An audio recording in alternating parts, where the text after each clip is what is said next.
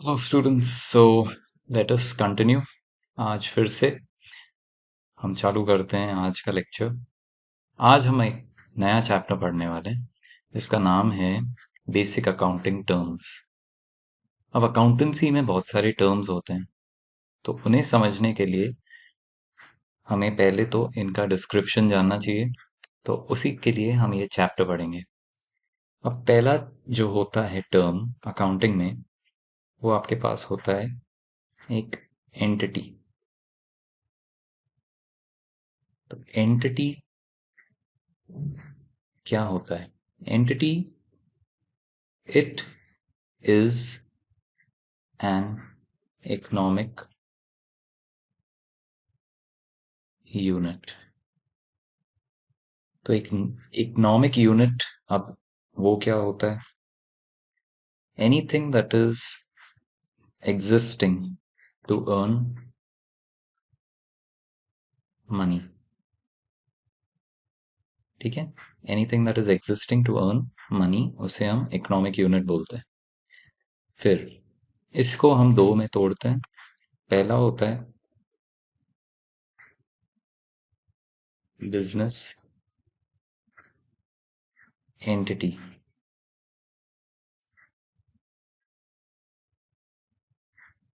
So they are those entities which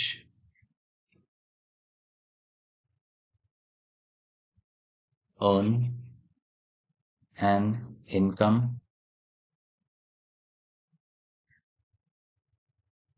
through buying and selling of goods or manufacturing goods for the purpose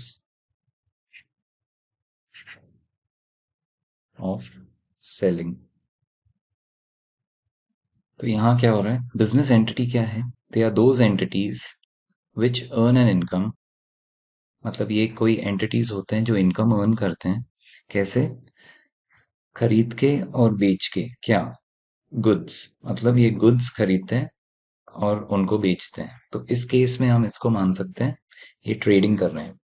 buying and selling जहाँ पे लिखा हुआ है of goods, मतलब that is by trading. तो ये traders करते हैं, जो गुड्स खरीदते हैं उसी पे थोड़ा प्रॉफिट ऐड करके उसको बेचते हैं। ठीक है। या दूसरा जो लिखा हुआ है वो ये है कि और manufacturing goods for the purpose of selling. मतलब हम गुड्स अब मैन्युफैक्चर करते हैं रॉ मटेरियल्स लेके। किसके लिए? बेचने के लिए। वापस से बेचने के लिए पर्पस है हमारा। दोनों कंडीशंस में हमारा पर्पस क्या है? बेचना। तो यहाँ पे हम क्या होंगे? इस केस में हम बोलेंगे दैट इज बाय मैन्युफैक्चरर्स। ठीक है। अब ये जो मैंने एग्जांपल दिया है, ये मैंने बिजनेस एंटिटी का एग्जांपल दिया है जब हम गुड्स परचेस करते हैं, या हम गुड्स को बेचते हैं, या हम रॉ मटेरियल्स को खरीदते हैं, या एंड हम रॉ मटेरियल्स से कुछ बना के उसे बेचते हैं। पर ये जो है, ये डेफिनेशन वैलिड करता है इवन फॉर सर्विसेज। तो ऐसा भी हो सकता है कि आप कोई सर्विस प्रोवाइड कर रहे हो और उसे प्रोवाइड करने के बाद जो पैसे मिलते हैं, तो वो हमारे लिए एक बिजनेस एंटिटी का काम कर रहा है, जैसे यहाँ पर है। क्योंकि हम उधर भी क्या कर रहे हैं? So I am writing it over here, और providing a service to earn an income। तो ऐसी एंटिटी जो कुछ गुड्स के बारे में डील करके या कुछ सर्विस के बारे में डील करके पैसे कमाएं, उन्हें हम बोलेंगे बिजनेस एंटिटीज। ठीक है, तो इसमें कुछ एग्जाम्पल्स लिख लेते हैं। एग्जाम्पल्स जैसे कोई भी इलेक्ट्रॉनिक कंपनी, जैसे हम सोनी। सोनी क्या कर रहा है? सोनी इसमें प्रोडक्ट्स बना के बेच रहा है, तो वो पैसे कमा रहा है, तो यहाँ पे वो एक बिजनेस एंटिटी हो जाएगा। दूसरा, हम एक और ले सकते हैं, जैसे हीरो मोटर्स। तो हीरो मोटर्स क्या बना रहा है? टू व्हीलर्स बना के बेच रहा है, तो वो भी एक बिजनेस एंटिटी हो गई। अब कोई सर्विस का एग्जांपल ले लेते हैं, जैसे होटल का इंडस्ट्री हो सकता है यहाँ पे एग्जांपल्स हो। टाटा, टाटा का क्या है? ताज, ताज होटल्स। तो वो एक क्या प्रोवाइड कर रहे हैं? सर्विस। और उसी को प्रोवाइड करके जो इनकम अर्न कर रहे हैं, ऐसे एंटिटीज को हम क्या बोल रहे हैं? Business entities. ठीक है। अब इसी के अगेंस्ट एक और होता है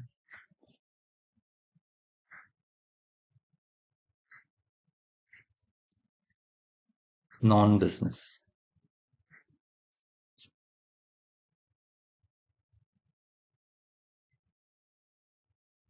एंटिटीज।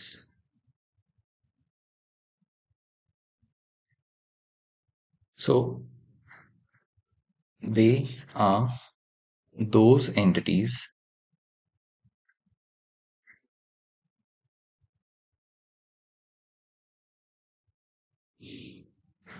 which are concerned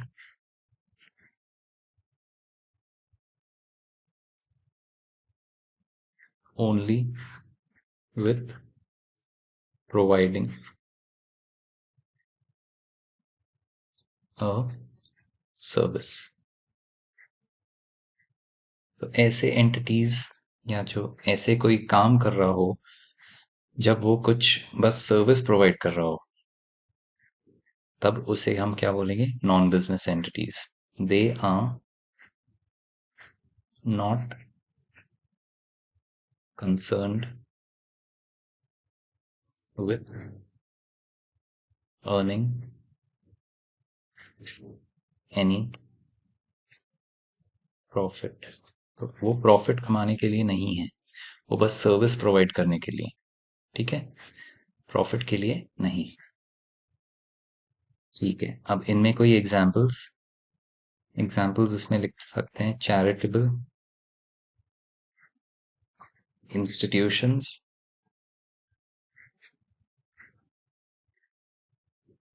और religious institutions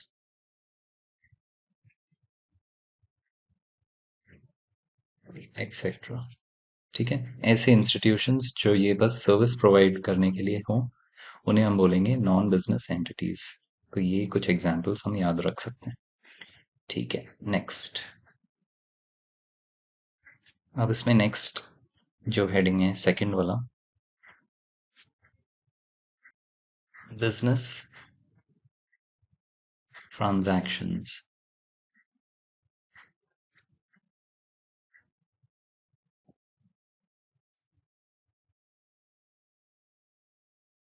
These are some occurrences that happen and affect the business in terms of money। तो ये ऐसी कुछ गतिविधि है जिसकी वजह से बिजनेस अफेक्ट होता है, और कैसे अफेक्ट होता है? मनी के टर्म्स में। तो इनके वजह से क्या होगा change? They will cause a change in the assets या liabilities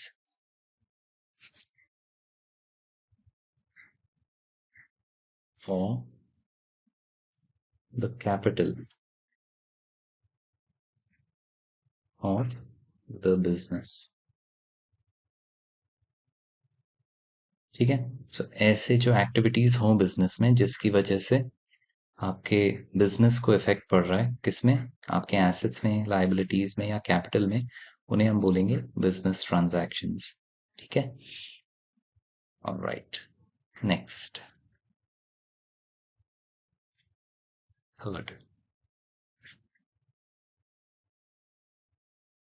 कैपिटल। ये बहुत ही कॉमन है, तो पहले इसे समझते हैं कि ये होता क्या है। This is the amount of cash, goods और assets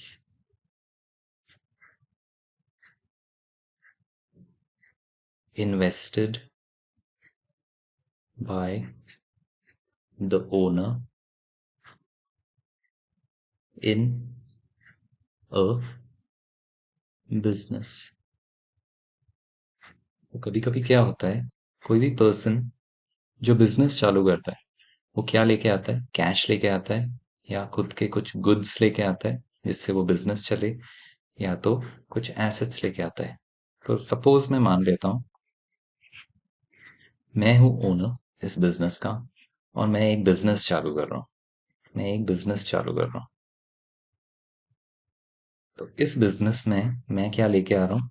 मैं लेके आ रहा हूं 1 लाख रुपए कैश। मैं और क्या लेके आ रहा हूं? मैं लेके आ रहा हूं कुछ रॉ मटेरियल्स, लेट्स से वो हैं 10,000 रुपए के रॉ मटेरियल्स। और मैं क्या लेके आ रहा हूं? और मैं लेके आ रहा हूं कुछ फर्नीचर, लेट्स से वो है 50,000 रुपए की फर्नीचर।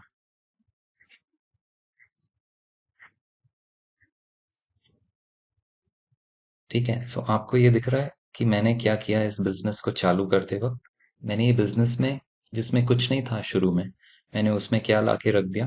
मैंने एक तो कैश लाके रख दिया 1 लाख रुपए, दूसरा मैंने कुछ रॉ मटेरियल्स वर्थ जिससे ये बिजनेस चल सके, जो इससे रेलेवेंट है। जैसे सपोज मेरा बिजनेस होगा बैग्स बनाने का, क्लॉथ बैग्स, तो मैं यहाँ पे क्या ला के रख सकता हूँ? मैं यहाँ पे कपड़ा ला के रख सकता हूँ 10,000 रुपए का मटेरियल। ठीक है, उसी प्रकार मैंने क्या किया, फर्नीचर भी लाके रख दिया। मेरे पास घर पे हो सकता है बहुत सारा फर्नीचर रखा हुआ है, तो मेरे को पता है मेरे को ऑफिस में कुछ काम आएगा फर्नीचर, मेरे को टेबल काम आएगा, चेयर्स काम आएंगे। तो ऐसा हो सकता है मेरे पास कुछ वर्थ फर्नीचर है जो बस ऐसे ही रखा हुआ है। तो मैं मान रहा हूँ कि मैं 50,000 वर्थ का फर्नीचर लेके आ रहा हूँ इस बिजनेस में। ठीक है, तो ये चीज हम लाके जब बिजनेस में रखते हैं तो उसे हम बोलते हैं कैपिटल में। अब इसको हम कुछ और भी बोलते हैं, वो मैं नीचे लिख रहा हूँ। It is also called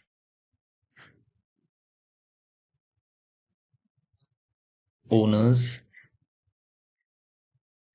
equity और नेट वर्थ। ठीक है, अब एक लाइन और मैं लिख रहा हूं यहाँ पे, capital is always considered a liability for the business. Liability जो टर्म है वो मैं कुछ टाइम में सिखाऊंगा, पर अभी आपको थोड़े टाइम के लिए बस ये ध्यान रखना है कि ये होता क्या है। इसका मतलब है बर्डन। ठीक है, तो इसको समझ लेते हैं यहीं पे। मैं क्या मान के चल रहा हूँ कि कैपिटल जो है वो मेरे बिजनेस के लिए एक लायबिलिटी है। तो बेसिकली मैं क्या मान रहा हूँ कि मैंने जो ये बिजनेस चालू किया, ये मैं हूँ, लेट्स सपोज ये मैं हूँ, और मैंने क्या किया है, एक बिजनेस चालू। तो बिजनेस, लेट्स सपोज ये एक बॉक्स की तरह है, ये बिजनेस है,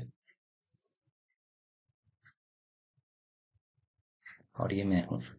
तो मैंने क्या किया, ये बिजनेस चालू किया, तो उसको क्या दिया मैंने, ये सब सारी चीजें दी जो मैंने ऊपर लिखी थी। एक तो कैश दिया, एक तो गुड्स दिए, रॉ मटेरियल्स दिए, और एक तो वो सारा फर्नीचर दिया। तो मैं अगर किसी को ये प्रोवाइड करता हूँ, तो क्या वो पर्सन वो रख सकता है? क्वेश्चन ये है कि अगर मैं किसी को कुछ चीजें प्रोवाइड करता हूँ, जैसे यहाँ इस केस में क्या है, मैं बिजनेस को कुछ चीजें दे रहा हूँ, तो क्या वो उसका हो गया? नहीं, वो मेरा ही है। तो बिजनेस के लिए क्या हो जाएगा, ये एक बर्डन हो जाएगा। बिजनेस के लिए ये एक बर्डन है। बर्डन क्यों है? क्योंकि बिजनेस को ये क्या करना पड़ेगा, मुझे वापस देना पड़ेगा, है ना। बिजनेस अपने पास नहीं रख सकता। मैं बिजनेस को एक अलग से एक एंटिटी मान रहा हूँ, एक अलग से एक काइंड ऑफ कुछ पर्सन जैसा मान रहा हूँ कि बिजनेस भी एग्जिस्ट कर रहा है मेरे अलावा, उसकी खुद की स्टैंडिंग है। तो यहाँ पे अगर मैंने बिजनेस को ये सब दिया, तो बिजनेस का क्या है ड्यूटी, मुझे ये वापस करना। वो जब भी करे, हो सकता है मेरा बिजनेस जब बंद हो तब ये मुझे वापस कर रहा है, हो सकता है जब मैं मांग रहा हूँ तब ये मुझे वापस करे। तो वो इररेलेवेंट है। पर वैसे क्या है यहाँ पे पॉइंट, पॉइंट यहाँ पे ये आपको समझना है कि बिजनेस को अगर मैं कुछ दे रहा हूँ, तो बिजनेस एक अलग एंटिटी है, एक अलग से एग्जिस्टिंग चीज है, जो अपने लिए वो रख नहीं सकता, उसको मुझे वापस लौटाना पड़ेगा। तो उसके लिए ये क्या हो गया, ये एक बर्डन है, ये काइंड ऑफ बोझ है उसके ऊपर कि उसे ये बाद में मुझे वापस देना पड़ेगा। ठीक है, तो दैट इज वाई ऊपर लिखा हुआ है capital is always considered a liability for the business. जो भी आप बिजनेस चालू करने के लिए बिजनेस को देते हो, वो उसके लिए क्या होता है, एक लायबिलिटी। ठीक है, चलो नेक्स्ट टर्म पे आते हैं। Fourth term,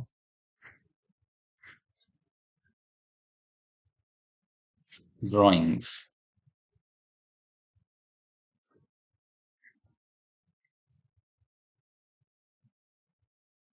this is the amount of cash, goods, and assets used by the proprietor। अब यहाँ पे proprietor मतलब ओनर, proprietor ब्रैकेट्स में मैं लिख रहा हूँ ओनर, for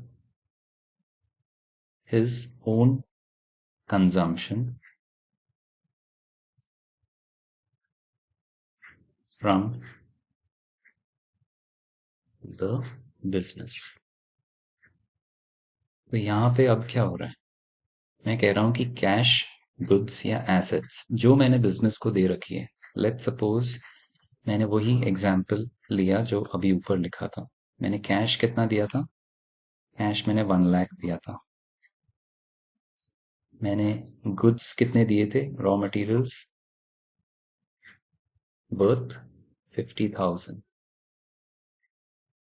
एंड मेरे पास आई सपोज 50 लिखा था उधर, एक बार देख लेते हैं।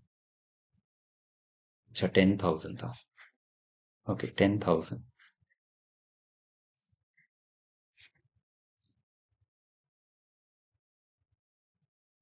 इसको करेक्ट करते हैं, तो यहाँ पे 10,000, और लेट्स सपोज यहाँ पे जो थे, मैंने एसेट्स दिया था मतलब फर्नीचर दिया था 50,000 का। तो ये सब देने के बाद ये तो बिजनेस का एक पार्ट हो गया। अब ये बिजनेस का है, मेरे बिजनेस में कैपिटल है ना। ये मैंने दिया और बिजनेस चालू कर दिया। तो अब मैं कौन हूं? अभी जैसे मैंने बताया था थोड़े टाइम पहले, मैं हूं जिसने इस बिजनेस को चालू किया। और उसे मैं क्या कह रहा हूँ यहाँ पे, इसके डेफिनेशन में ही बता रखा है मैंने। मैं हूँ प्रोपराइटर या ओनर। तो मैं इधर अपना नाम लिख रहा हूँ, प्रोपराइटर या ओनर। तो अब सपोज मैं इसमें से कैश ले रहा हूँ। कितना ले रहा हूँ? Let's say 10,000। क्यों ले रहा हूँ? क्योंकि मुझे जरूरत है। मैंने दे दिया था पहले, या जब ये बिजनेस चालू हुआ था। अब बिजनेस चल रही है, पर मुझे लगा कि नहीं, मुझे ये पैसे काम आएंगे अपने लिए। तो मैंने इसमें से विड्रॉ कर लिए वापस से। मैंने यहाँ क्या किया? 10,000 विड्रॉ। इसे मैं कहूंगा ड्रॉइंग्स। कौन सी ड्रॉइंग्स? Drawings in cash. यहाँ मैं कह सकता हूँ कि मैंने गुड्स 2,000 के ले लिए। क्यों लिए? मुझे अपने पर्पस के लिए, मैं खुद अपने लिए एक बैग बनाऊंगा घर के लिए, जो मैं बिजनेस से ये मटेरियल वापस लेके बना रहा हूँ जिससे। तो इस केस में ये क्या हो गया? Drawings of raw materials. या मैं कह सकता हूँ कि मेरे पास कुछ फर्नीचर जो मैंने दिया था, उसमें से मैं 5,000 वर्थ का फर्नीचर वापस घर ले जा रहा हूँ, क्योंकि मैं खुद इसे अब अपने बिजनेस में इसे यूज नहीं करके मैं अपने घर पे इसको यूज करूंगा। तो 5,000 का हो गया मेरा ड्राइंग्स ऑफ फर्नीचर। ठीक है, तो ये समझ में आ रहा है मैंने क्या किया? मैंने पहले बिजनेस को दिया ये सब, और फिर मैंने बिजनेस चालू कर दिया। पर जब मैं फिर उसमें से विड्रॉ कर रहा हूँ, तो उसे मैं क्या कह रहा हूँ? इसे मैं क्या कह रहा हूँ यहाँ पे? इस टर्म को ड्राइंग्स कह रहा हूँ। तो जब आप बिजनेस को देने के बाद विड्रॉ करते हो अपने खुद के लिए, खुद के पर्पसेस के लिए, तो उसे हम क्या कहते हैं? ड्राइंग्स कहते हैं। ठीक है, तो मैंने तीनों का यहाँ पे एग्जाम्पल बताया, आप तीनों को ध्यान रख सकते हैं। नेक्स्ट, एक चीज आप और ध्यान रख सकते हैं। एक इक्वेशन होती है, capital equals assets minus liabilities. या इसे हम लिख सकते हैं, एसेट्स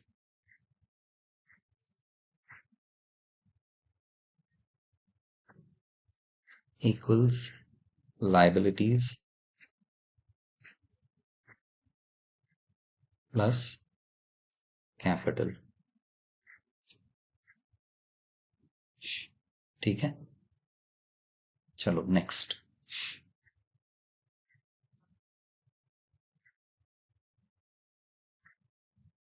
सो फिफ्थ टर्म,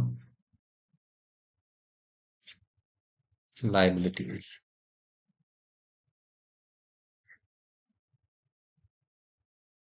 तो लाइबिलिटीज क्या होती हैं? What are liabilities? These are the amounts which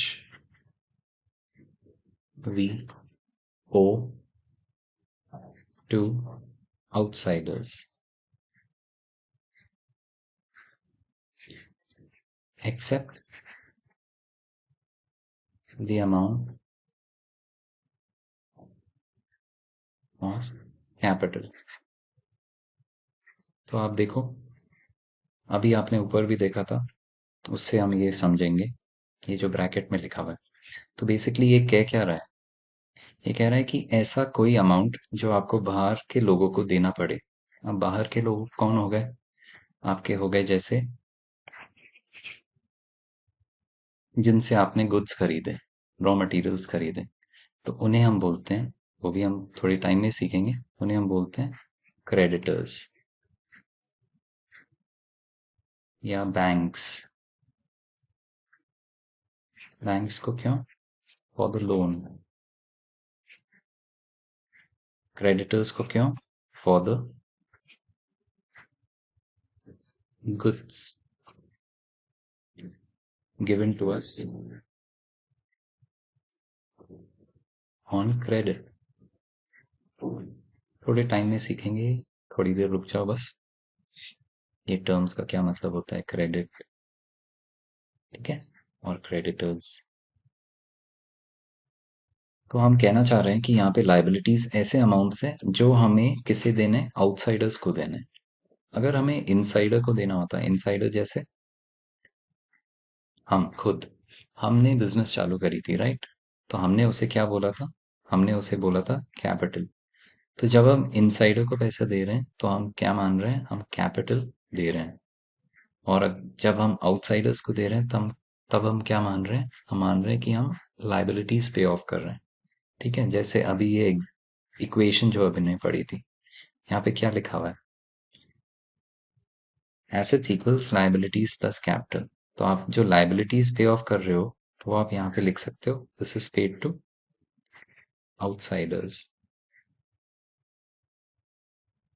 मतलब ये हो गए आपके एक्सटर्नल लाइबिलिटीज, आप ऐसे भी बोल सकते हो, एक्सटर्नल लाइबिलिटीज। और जो कैपिटल होता है वो तो हम किसको पे करते हैं? प्रोपराइटर को। जब बिजनेस बंद हो या कोई भी रीजन हो, जब आपको पैसे लौटाने हो कैपिटल, किसको आप लौटाओगे? वो आप किसको लौटा रहे हो? प्रोपराइटर को। याद है आपने ये ऊपर भी लिखा था एक पॉइंट, जिसमें आपने ये लिखा था कि capital is treated as a liability for the business. Capital is always considered as a liability for the business. तो ये वही बात हो रही है। यहाँ पे देखो आपने क्या लिखा है इस इक्वेशन में? Assets equals liabilities plus capital. And capital क्या है आपके लिए? वापस से एक लाइबिलिटी है, पर वो लाइबिलिटी किसके अगेंस्ट है? वो आपके प्रोपराइटर के अगेंस्ट है। तो वो एक इंटरनल लाइबिलिटी हो गई। आप लिख सकते हो यहाँ पे इंटरनल, इंटरनल लाइबिलिटी। ठीक है, चलो नेक्स्ट। अब लाइबिलिटीज के कुछ और पॉइंट्स देख लेते हैं। ओके, सो लाइबिलिटीज हमारे कुछ टाइप्स के होते हैं। तो यहाँ पे पहला हो जाता है long term liabilities.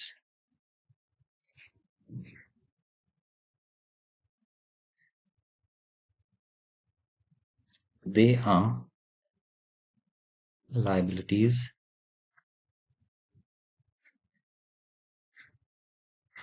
to be paid off in the years, sorry, in paid off after a period of 12 months. So they are liabilities which have to be paid off after a period of 12 months. इसके कुछ example, bank या long term bank loan. एक और आप लिख सकते हो debentures. तो ये दोनों लॉन्ग टर्म होते हैं। आपको ये लाइबिलिटीज कब पे ऑफ करने पड़ते हैं, ये बर्डन्स कब पे ऑफ करने पड़ते हैं, ये आपके सर से कब हटेगा? ये आपके सर से हटेगा 12 महीने बाद।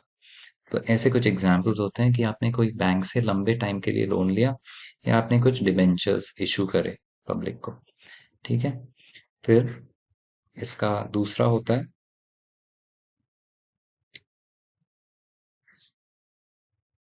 Short term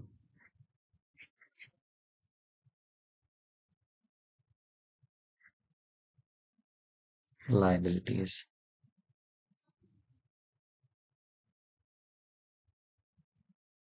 So they are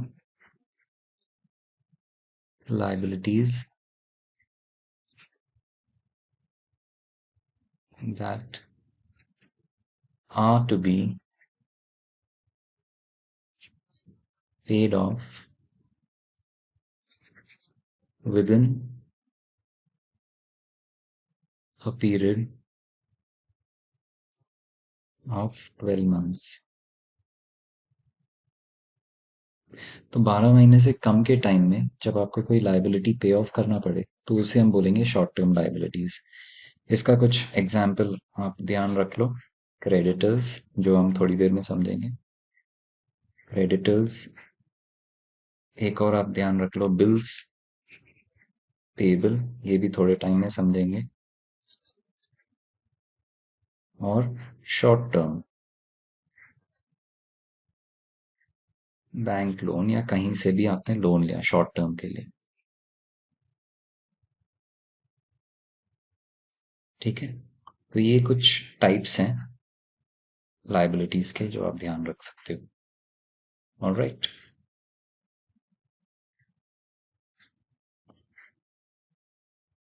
फिर हम आते हैं नेक्स्ट पे। चलो next, assets.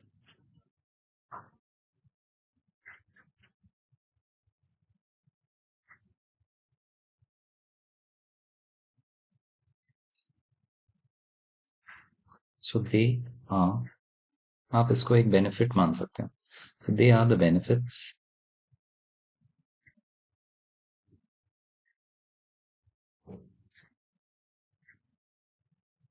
Of a company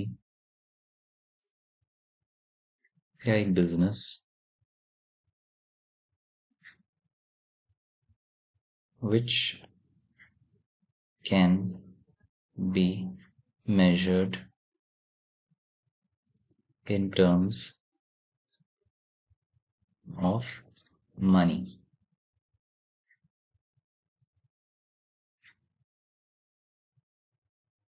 ठीक है, तो इसे हम और भी बोल सकते हैं, they are the possessions of a business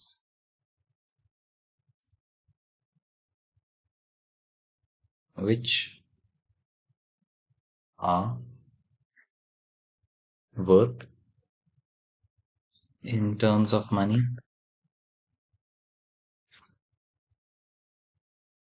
or can be converted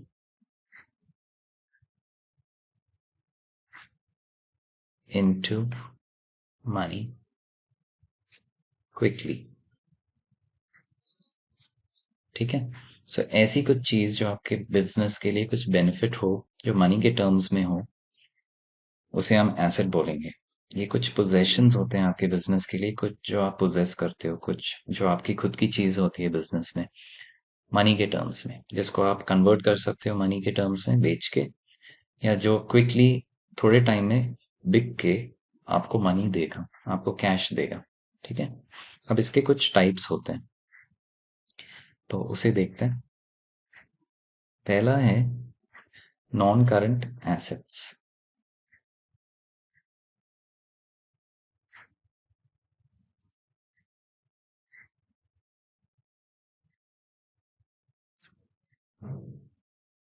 So non-current assets are those assets which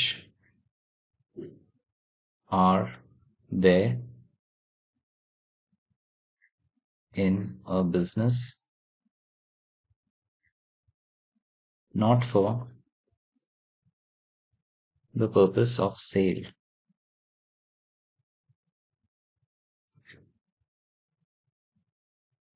and are going to be present as such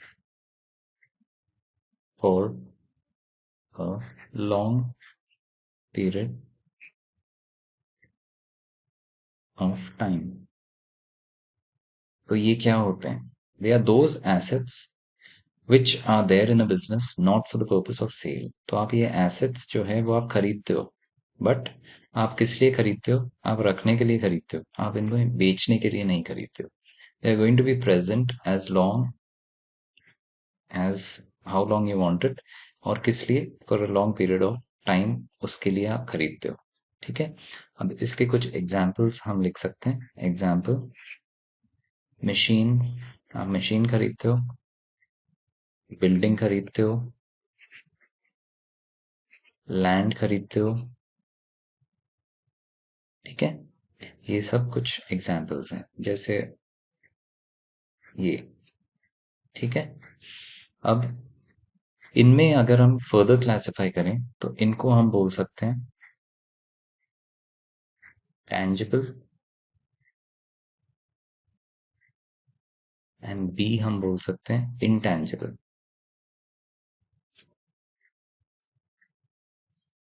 तो टैंजिबल का मीनिंग होता है those assets which can be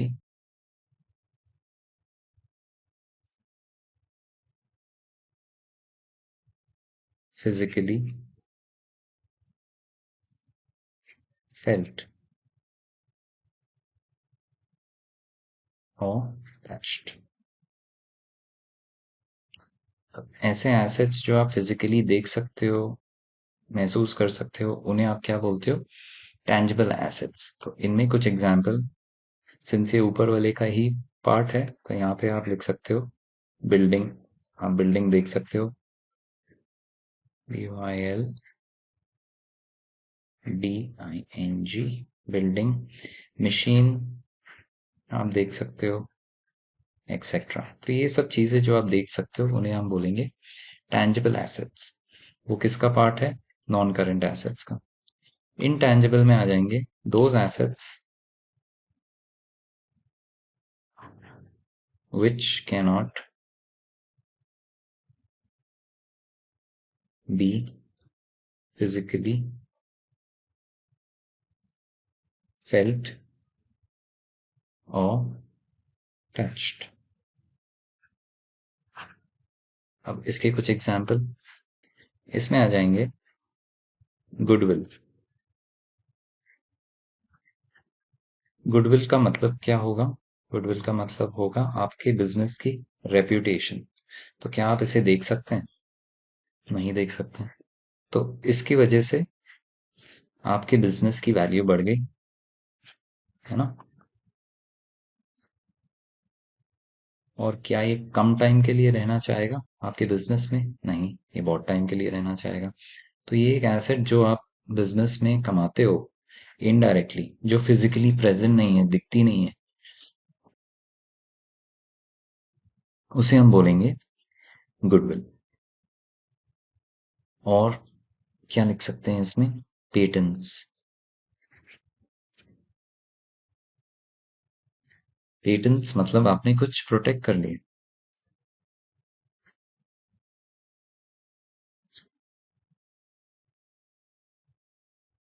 protecting something अपने business में, हम देखेंगे इसके बारे में, बाद में पढ़ेंगे।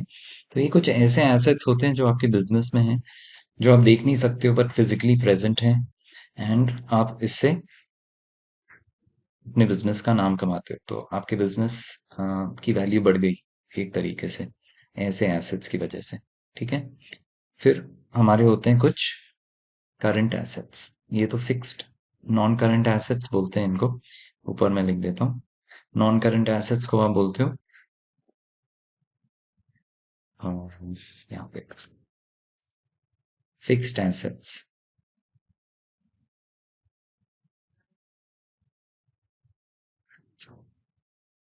इसे नॉन करंट एसेट्स बोलते हैं, और इसे बोलते हैं लॉन्ग टर्म एसेट्स, ऐसे भी बोल सकते हैं। तो ये कुछ अलग अलग नाम है इसके। फिर नेक्स्ट वाले जो होते हैं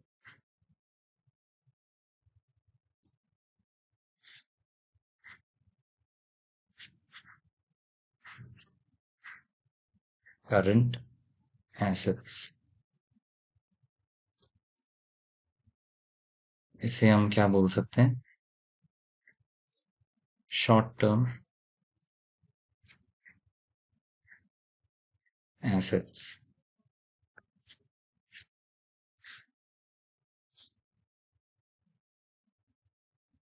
So they are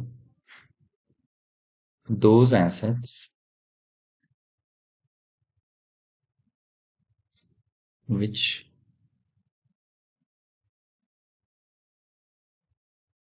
will be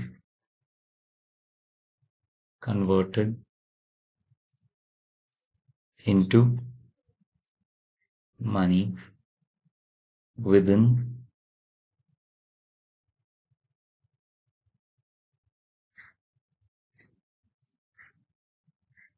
a period of 12 months। तो ये ऐसे एसेट्स होते हैं जो 12 महीने के अंदर कैश में कन्वर्ट हो जाएंगे। ठीक है। सो इनमें से कुछ एग्जाम्पल्स लिख लेते हैं। Example, debtors. Example two, bills receivable.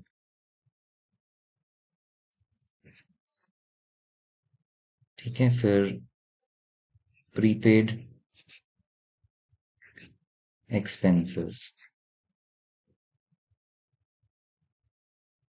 Etcetera.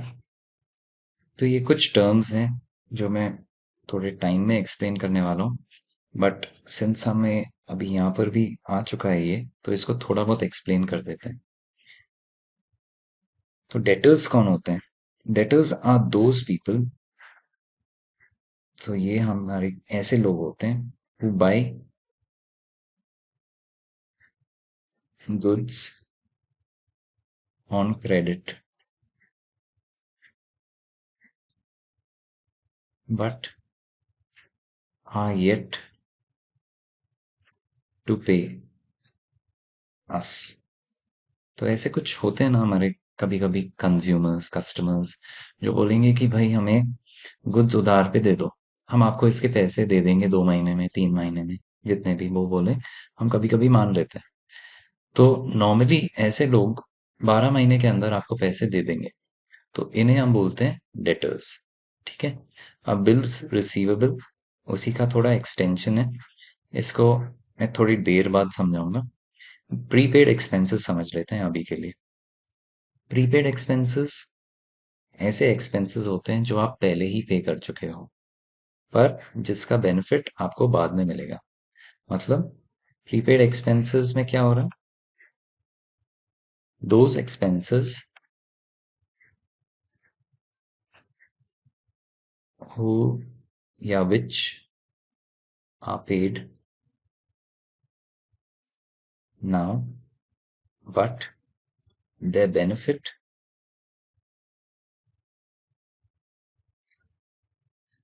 will be received later। तो आपने ये कुछ एक्सपेंसेस करे, प्रीपे करे। जैसे हम मोबाइल में आपका सिम रिचार्ज करते हो, पहले ही रिचार्ज कर देते हो और साल भर उसका बेनिफिट लेते रहते हो, वैसे ही ये कुछ एक्सपेंसेस हैं जिसमें आप पहले आप कुछ एक्सपेंस कर देते हो और उसका बेनिफिट आप बाद में लेते हो। इसका एग्जाम्पल एक छोटा सा इसी के अंदर इसका एक एग्जाम्पल लिख लेते हैं। Example, prepaid salary. तो मतलब मैंने क्या किया, मैंने सैलरी एडवांस में किसी को पे कर दी। कौन है जिसको मैं पे करूंगा सैलरी? मेरे एम्प्लॉयज को। तो हो सकता है मैंने सैलरी कितना दिया, प्रीपेड सैलरी लेट्स से मैंने दिया 5,000। कोई है मेरे यहाँ पे जो काम कर रहा है, मैंने उसको 5,000 रुपए एडवांस में पे कर दिए। Prepaid salary 5,000 at the beginning of the month. वैसे मैं पे कब करता हूँ सैलरीज? जब कोई भी बंदा मेरे कंपनी में या मेरे बिजनेस में काम करे तो 1 महीने बाद उसको पे करता हूँ ना। तो नॉर्मली ये होता है। पर अगर मैंने किसी को एडवांस में दे दिया तो वो मेरे लिए क्या होता है? एक एसेट होता है। कौन सा टाइप ऑफ एन एसेट होगा? उसे हम करंट एसेट बोलेंगे। ठीक है, इसका बेनिफिट क्या लिखा है यहाँ पे हमें बाद में मिलेगा, क्योंकि उस महीने के अंदर वो पूरा बेनिफिट हम उसका तब निकाल लेंगे उससे काम करवा के। ठीक है, तो ये होते हैं कुछ इसके एग्जाम्पल्स। ठीक है, सो नेक्स्ट, अब नेक्स्ट होते हैं कुछ एक और टाइप का, एक और सब टाइप का, जिसे हम बोलते हैं fictitious assets.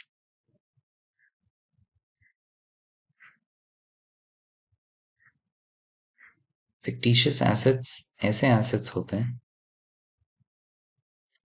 these are assets which are not actual assets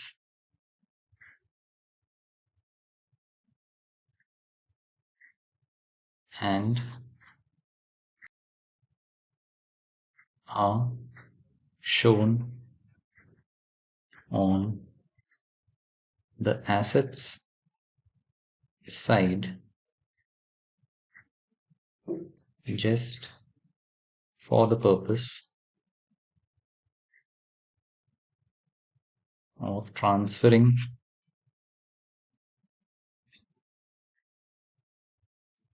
them to the profit and loss account.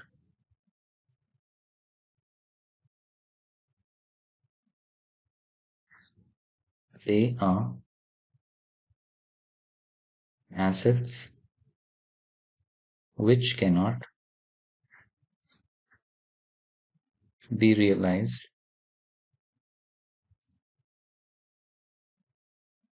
in realized in cash, and no further benefit can be taken out from them. ठीक है, तो यहाँ पे मैंने क्या लिखा है, these are assets which are not actual assets and are shown on the asset side just for the purpose of transferring them to the profit and loss account. तो ये कुछ assets होते हैं जो actually assets नहीं है, पर हम इन्हें कहाँ दिखाते हैं, we show them on the asset side. asset side किसके asset side? Of the balance sheet. Of the balance sheet. Just for the purpose, किसके लिए? क्योंकि हमें उसे ट्रांसफर करना पड़ता है प्रॉफिट एंड लॉस अकाउंट में। तो हम इसे तब तक दिखाते रहते हैं जब तक ये हमारे प्रॉफिट एंड लॉस अकाउंट में हमें इसे नहीं दिखाया। तो यहाँ पे प्रॉफिट एंड लॉस अकाउंट में जब तक नहीं आता तब तक इसे कहाँ दिखाएंगे, asset side of the balance sheet में। फिर यहाँ पे एक और चीज लिखी है, they are assets which cannot be realised in cash, मतलब इनसे कुछ कैश नहीं मिलने वाला है और फर्दर कुछ बेनिफिट भी नहीं मिलने वाला है। जो ये एक्सपेंस हो चुका है आपके लिए वो आपने इसको दिखाना है, और वो कहाँ दिखाएंगे हम, प्रॉफिट एंड लॉस अकाउंट में। तो ऐसे चीजें को हम बोलते हैं फिक्टिशियस एसेट्स। इसका एक एग्जाम्पल, बढ़िया सा एग्जाम्पल है एडवर्टिजमेंट एक्सपेंडिचर, और दूसरा है debit balance of the profit and loss account. तो ये दो बढ़िया से एग्जाम्पल आप याद कर लो, इसे धीरे धीरे हम समझेंगे। एक और टॉपिक आएगा थोड़े टाइम में, उसमें मैं एडवर्टिजमेंट एक्सपेंडिचर का समझा दूंगा, और डेबिट बैलेंस और प्रॉफिट एंड लॉस अकाउंट यहाँ पे आप मान लो ये आपके लिए एक एक्सपेंस है, या फिर मैं लिख रहा हूँ एक्सपेंस। ठीक है, ऐसे लिख लो। ये हम सीखेंगे आने वाले चैप्टर्स में डेबिट बैलेंस और प्रॉफिट एंड लॉस क्या होता है, तब तक के लिए ऐसे बस याद रख लो एक एग्जाम्पल की तरह यहाँ पे। चलो नेक्स्ट पे जाते हैं।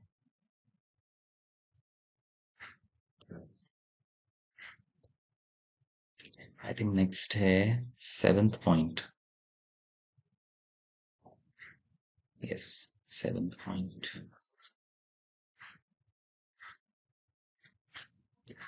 सो अब हमारे पास जो नेक्स्ट टॉपिक है वो है कैपिटल एक्सपेंडिचर्स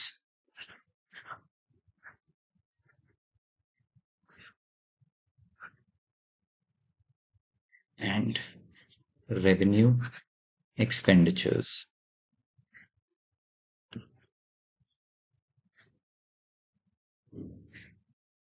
तो ये क्या होते हैं? पहले इससे पहले कि ये दो टर्म्स पढ़ें, पहले हम एक्सपेंडिचर्स के बारे में पढ़ते हैं। तो एक्सपेंडिचर्स क्या होते हैं हमारे लिए? Any disbursement of cash, transfer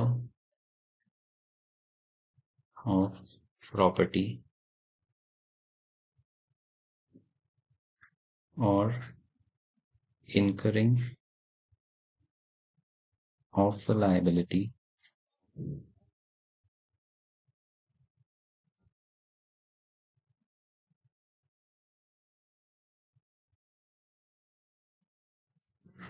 for the purpose of acquiring an asset,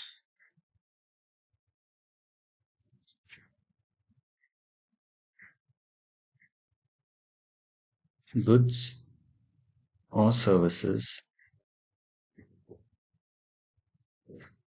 is called expenditure।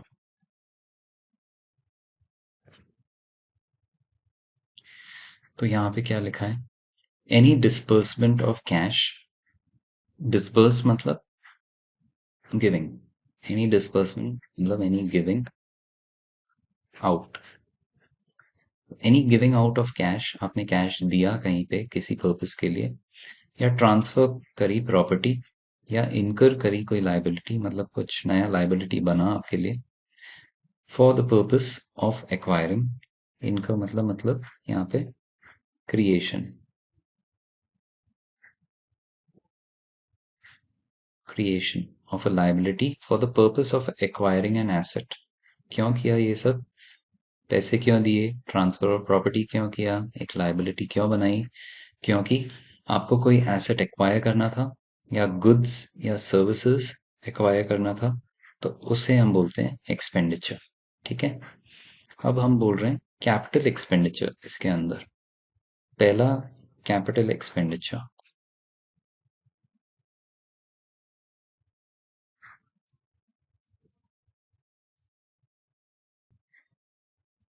So any expenditure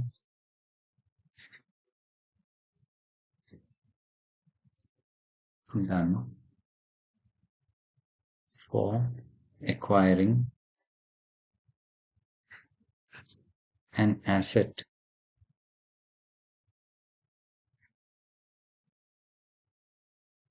any expenditure done for acquiring an asset is called a capital expenditure।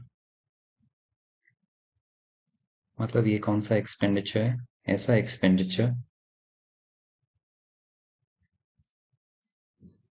जिसके लिए, जिसकी वजह से आपको कोई एसेट मिले अपने business में। तो ऐसा कौन सा एक्सपेंडिचर हो सकता है? Example,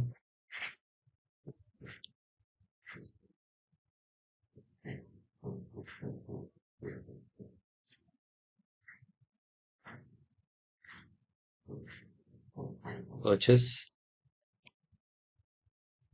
of a machine,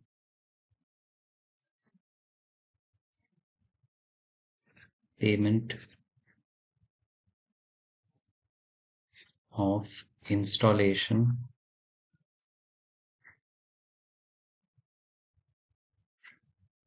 expenses on acquiring a new machine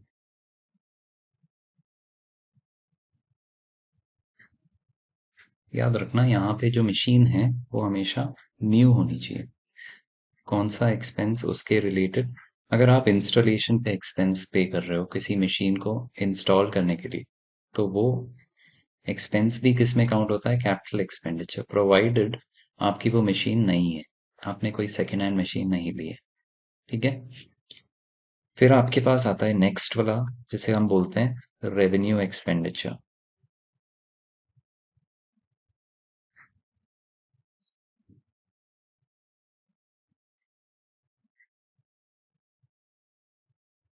so any expenditure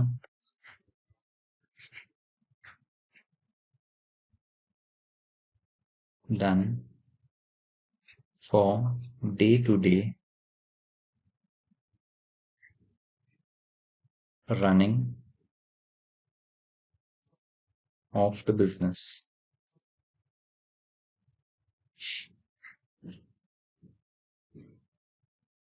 is called a revenue expenditure. तो ऐसी कौन सी एक्सपेंडिचर्स है जो डे टू डे रनिंग में काम आएगी तो इसके कुछ एग्जांपल्स हम लिख लेते हैं example payment of wages salaries electricity rent etc in the business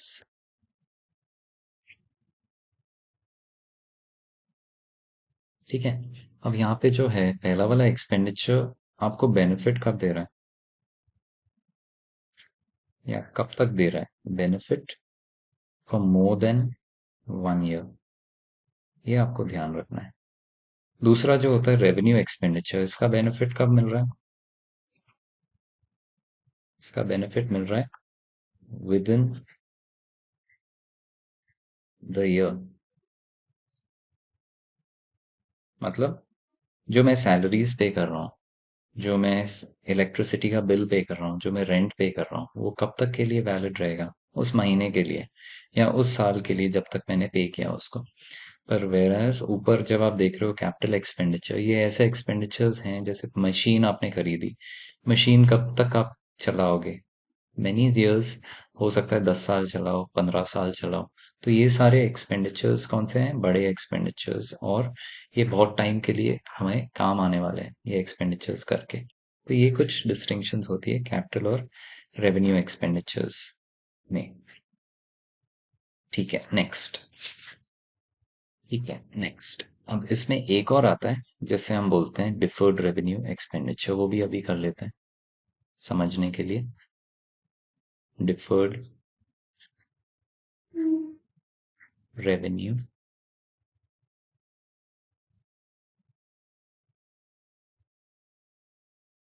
expenditure.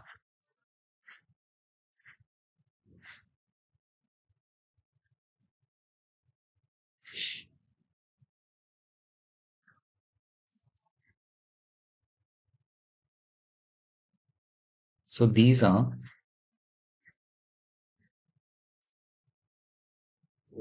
neither capital nor revenue in nature. They are expenses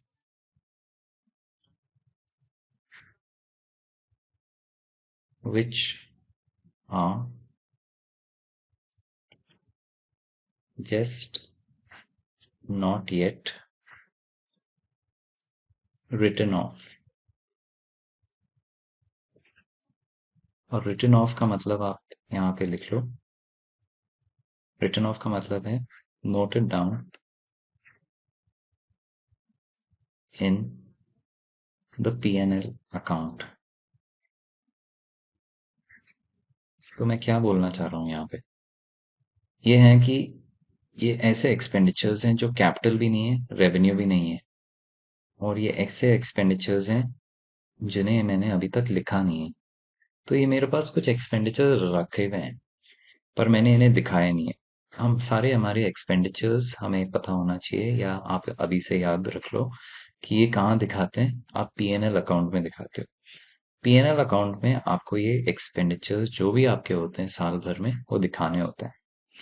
आप देख लो एक बार मैं कैसे बता रहा हूँ इसको। यहाँ पे एक P&L अकाउंट बना के दिखा रहा हूँ। आपने कभी देखा नहीं है बट आप इसे ध्यान रख लेना। तो लेट्स से मैं एक P&L अकाउंट बनाता हूँ। वो ऐसे दिखेगा। इसमें मैं दो साइड्स बना रहा हूँ इसी के अकाउंट के। एक साइड को आप बोलते हो क्रेडिट, एक साइड को आप बोलते हो डेबिट। और इसमें दो साइड जैसे मैंने बताया, बीच में लाइन होगी, और एक बैलेंस शीट भी बना के बताता हूँ।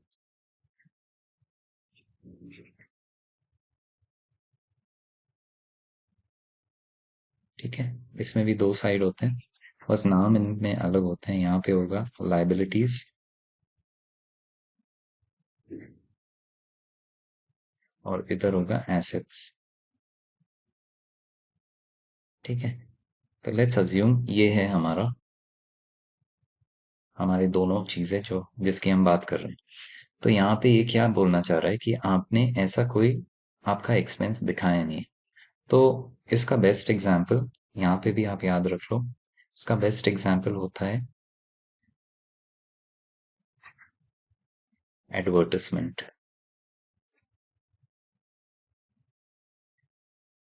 एक्सपेंस। तो एडवर्टिजमेंट लेट्स से हमारा एक्सपेंस इस साल में हुआ 10 लाख। ठीक है, अगर मैं एक छोटी कंपनी हूँ और मैंने 10 लाख रुपए एडवर्टिजमेंट पे स्पेंड करा, तो ये एक्सपेंस नॉर्मली मुझे बेनिफिट कब देने वाला है। मैंने कोई एड बनाया, 10 लाख रुपए स्पेंड करे, तो ये एड मैं चाहूंगा ना कि बहुत साल तक चले। मुझे इस साल मुझे इस एड का बेनिफिट बहुत साल तक मिले। तो मैं क्या करना चाहूंगा, ये एक्सपेंस को बहुत सारे सालों में डिवाइड करना चाहूंगा। मैं उसे डिवाइड करना मतलब, मैं कह रहा हूँ यहाँ पे डिफर करना। डिफर मतलब डिवाइड। तो मैं 10 लाख को बहुत सालों तक डिवाइड करके उसे कंप्लीट करके बताऊंगा। तो हो सकता है मैं ये मान लूं कि ये एड हाई टीवी पे 5 साल, मैं मान रहा हूँ। तो इसका मतलब अगर मैं 10 लाख का खर्चा हर साल में डिवाइड करूं तो मेरा हर साल में कितना खर्चा आएगा। 5 साल के लिए अगर मैं 10 लाख का खर्चा डिवाइड करूं तो हर साल मेरा आएगा 2 लाख, है ना। तो फर्स्ट ईयर फर्स्ट ईयर में मैं क्या करूंगा, इस तरफ मैं खर्चे दिखाता हूँ, वो आपको पता हो जाएगा बाद में।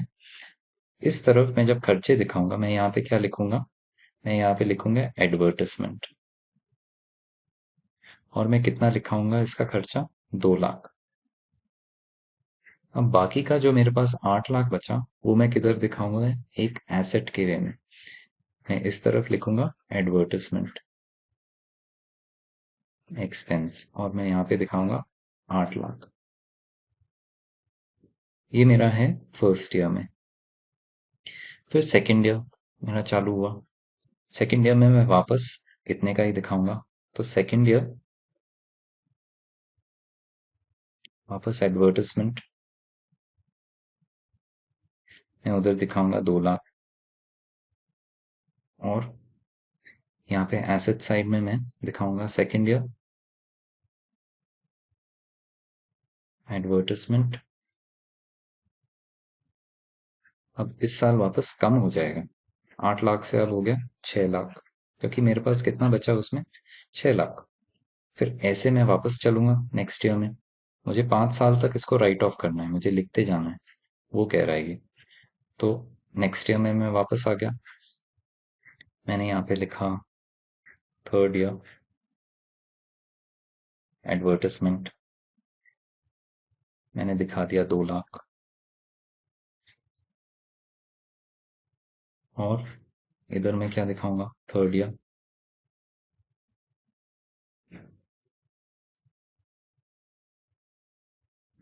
अब इधर बचेगा 4 लाख। कम कम होते जाएगा ये। फिर उसके अगले साल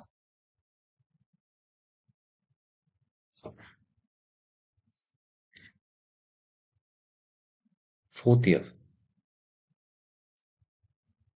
एडवर्टाइजमेंट, मैं दिखाऊंगा 2 लाख। और इधर मैं दिखाऊंगा फोर्थ ईयर वापस, एडवर्टाइजमेंट एक्सपेंस। अब यहाँ पे मेरे पास बच गए 2 लाख। फिर एक और साल, फिफ्थ ईयर एडवर्टाइजमेंट, मैं यहाँ पे दिखाऊंगा वापस 2 lakh. Fifth year advertisement 2 lakh. ठीक है, तो इस वे में चलता गया मैं। और मेरा क्या हो गया लास्ट में, सॉरी, इस वे में फिफ्थ ईयर में क्या हो गया मेरा, फिफ्थ ईयर में ये अमाउंट चले जाएगा, अब मेरे पास कोई अमाउंट नहीं बचेगा, राइट। ये अमाउंट जीरो हो जाएगा। तो यहाँ पे या तो मैं कुछ नहीं लिखूं फिफ्थ ईयर में, या तो मैं यहाँ पे जीरो लिख दूं। नॉर्मली जीरो लिखते नहीं है, ये पूरा ही हटा देते हैं, तो फिफ्थ ईयर में ये पूरा ही हटा देता हूँ मैं। ओके, ऐसे हो जाएगा ये। तो मैंने क्या किया, मेरा जो खर्चा था मैंने उसको क्या किया, डिवाइड किया, डिफर किया। कैसे, हर साल दिखा के, पहले साल में दिखाया, दूसरे साल में दिखाया, तीसरे, चौथे, पांचवे में। और बाकी का जो बचता गया वो मैं कहाँ पे दिखाता गया, एक एसेट के वे में। तो इसे मैं बोलता हूँ deferred revenue expenditure.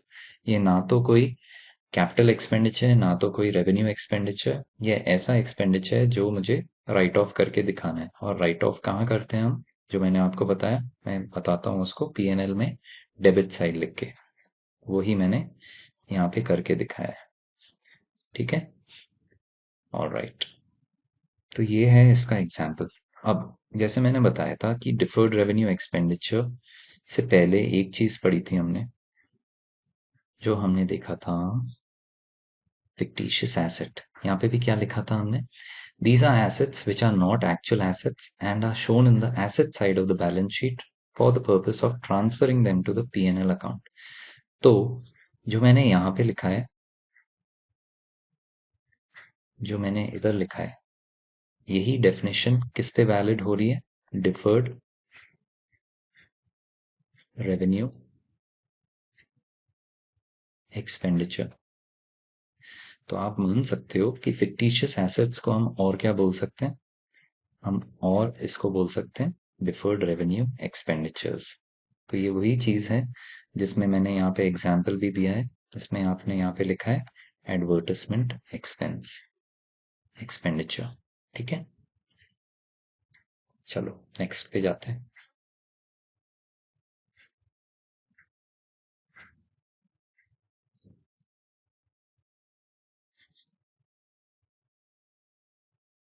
So I think seventh number, तो सेवेंथ है हमारा इसी का दूसरा term, capital receipts and revenue receipts. Receipt मतलब यहाँ पे पैसे मिलना या कुछ बेनिफिट मिलना। आपने कुछ किया होगा जिसकी वजह से कुछ मिल रहा है आपको बेनिफिट। चलो, तो कैपिटल रिसीट क्या होता है,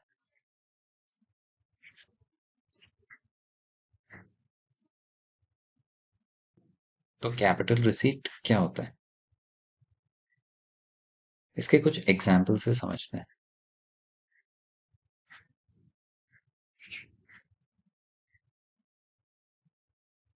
gain on the sale of an asset।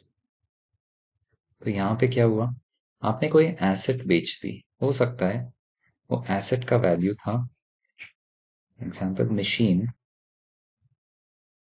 उसकी वैल्यू थी 10 लाख। ओके, अब इसी को हमने बेचा, on selling we sold it for 12 lakhs।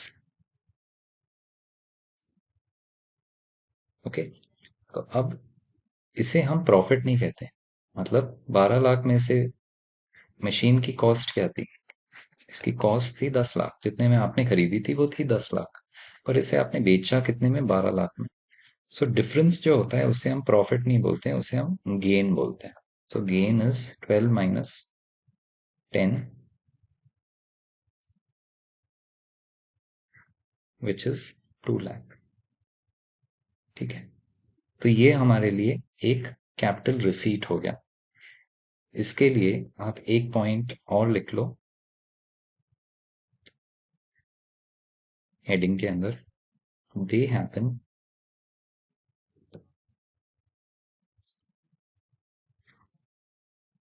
Once in अ वे, कि कभी कभी होने वाली चीजें हैं। ठीक है,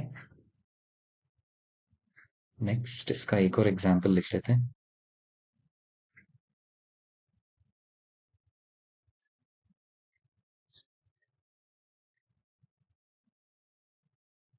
amount received due to the loan taken from the bank. So let's suppose हमने बैंक से लोन लिया, तो ये बैंक से कब लोन लेंगे हम, रोज तो नहीं लेंगे, कभी कभी चीजें ऐसी करेंगे हम, तो ये अमाउंट को हम क्या बोलेंगे, एक कैपिटल रिसीट। एक और एग्जांपल इसी के नीचे लिख लेते हैं, अमाउंट रिसीव्ड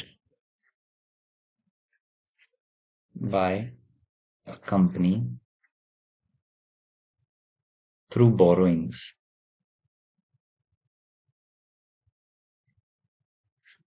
अब कंपनी मतलब मैं वापस से बिजनेस की बात कर रहा हूँ, company form of a business लिख देते हैं,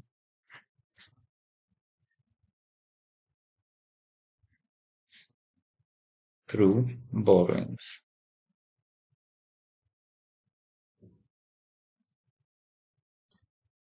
bye issuing shares of debentures. तो यहाँ पे दो नए टर्म्स हैं और ये थोड़ा समझ भी लेते हैं। तो कोई भी बिजनेस हो सकती है अलग अलग टाइप्स की, जैसे हम बिजनेस स्टडीज में सीखेंगे, बिजनेस कितने कुछ के कुछ टाइप्स हम अभी लिख लेते हैं। पहला हो जाएगा सोल प्रोप्राइटर,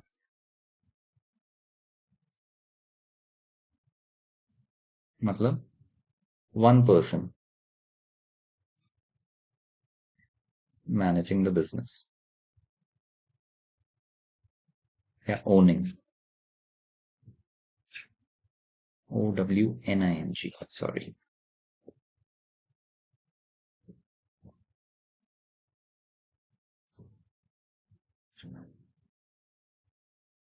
ठीक है, और कौन सा टाइप हो सकता है, बिजनेस हो सकता है पार्टनरशिप। पार्टनरशिप में कितने होंगे, टू और मोर देन टू पीपल, दो या दो से अधिक लोग जो ये बिजनेस चला रहे हैं। तीसरा है, हम ये तीन ही कंसिडर कर लेते हैं अभी के लिए, कंपनी फॉर्म। सो कंपनी में बहुत सारे होते हैं, ठीक है। सो यहाँ पे there will be many owners, तो यहाँ पे मैंने क्या लिखा है, amount received by a company form of a business. तो मैं इसका एग्जाम्पल लेके समझा रहा हूँ, ये वाले का एग्जाम्पल लेके।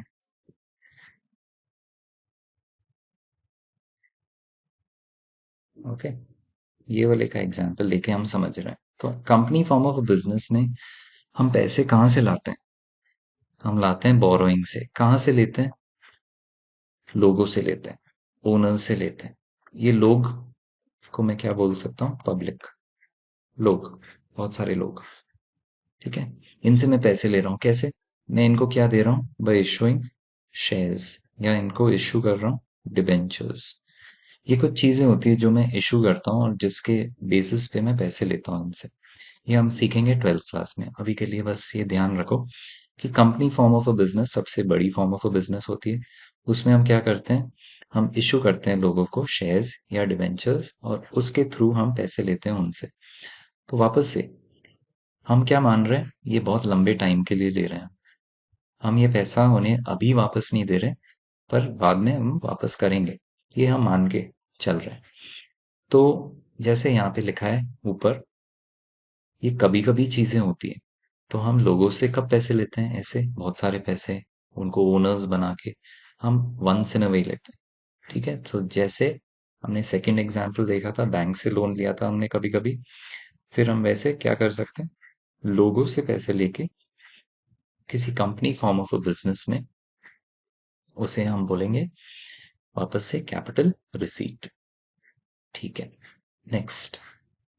अब आता है हमारा नेक्स्ट इसी के जैसे, revenue receipt.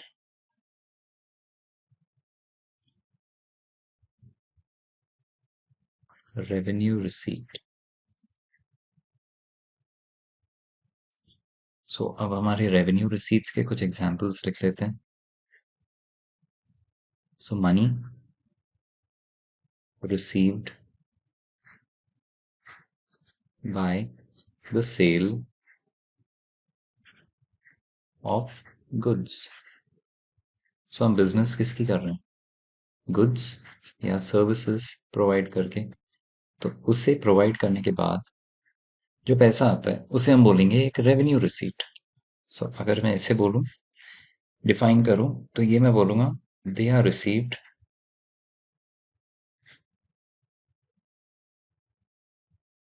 Regularly in a business. है ना, ये हमारे पास आते रहेंगे बिजनेस में हर टाइम। तो ऐसे रिसीट्स को हम बोलते हैं रेवेन्यू रिसीट्स। और कैसे आएंगे? एक और एग्जांपल लिख लेते हैं। Interest received on investments. तो हो सकता है हमने कहीं पे इन्वेस्ट करे पैसे, उसी से हमारी बिजनेस चल रही है और उसी पे हमारे इंटरेस्ट मिलते जा रहा है। ठीक है, तो यहाँ पे मैं क्या कहना चाह रहा हूँ, वापस से एक बार सुनो।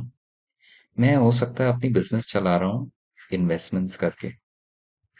ठीक है, मेरा बिजनेस का और कोई सोर्स नहीं है इनकम का। मेरा बिजनेस क्या कर रहा है? कहीं पे फाइनेंस अपना लगा के कुछ इंटरेस्ट पा रहा है।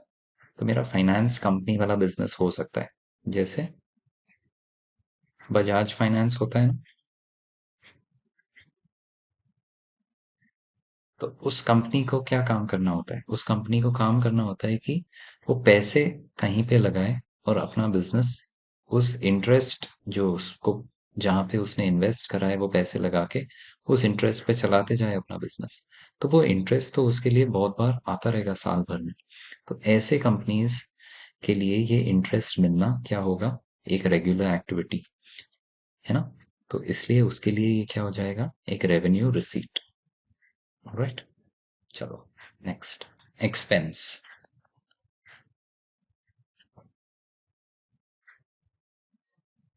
So this is the cost incurred in producing or selling a good or a service.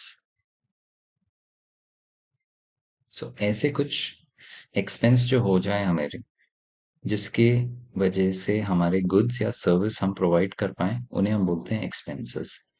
तो इनका example, cost of goods sold. अब कॉस्ट ऑफ गुड्स सोल्ड ये पहले समझ लेते हैं। लेट्स से हमने एक पेन बनाया, वन पेन, तो इसमें क्या क्या एक्सपेंसेस हो जाएंगी? एक तो इसके रीफिल का,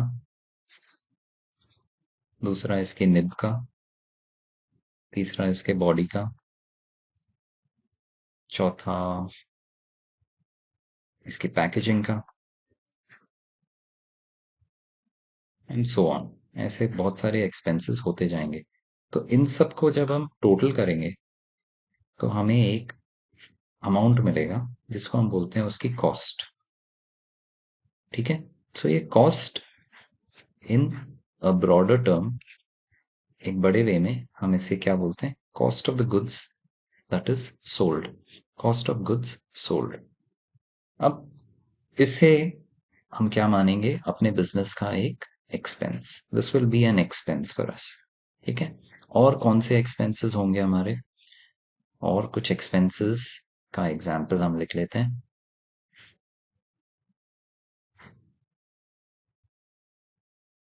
इसमें और क्या एग्जाम्पल्स होंगे? Rent, commission,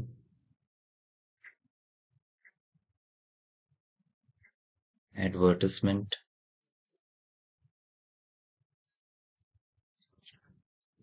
etcetera.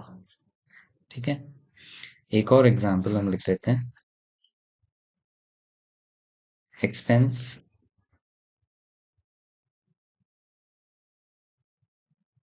या डेप्रीसिएशन बोल देते हैं। Depreciation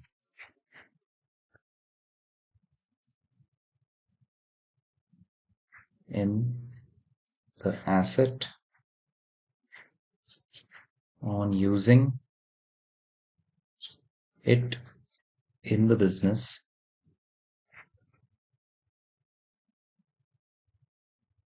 is also an expense। मतलब क्या हो रहा है? ऊपर जो लिखा है सेकंड पॉइंट में, रेंट, कमीशन, एडवर्टिजमेंट, ये सब हम देते हैं हमारे बिजनेस को चलाने के लिए, प्रोडक्ट्स बनाने के टाइम ये सब हम देते हैं, तो ये सब हमारे एक्सपेंसेस होंगे।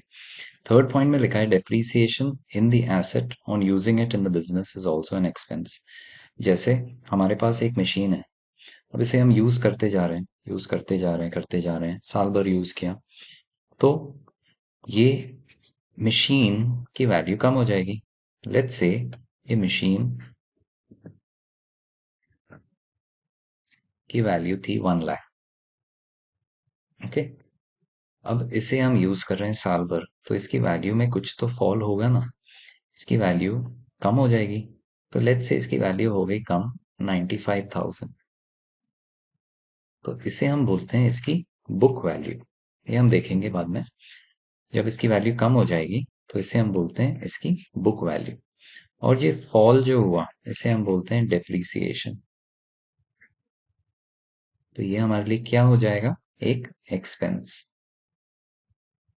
ठीक है, दिस इज द एक्सपेंस।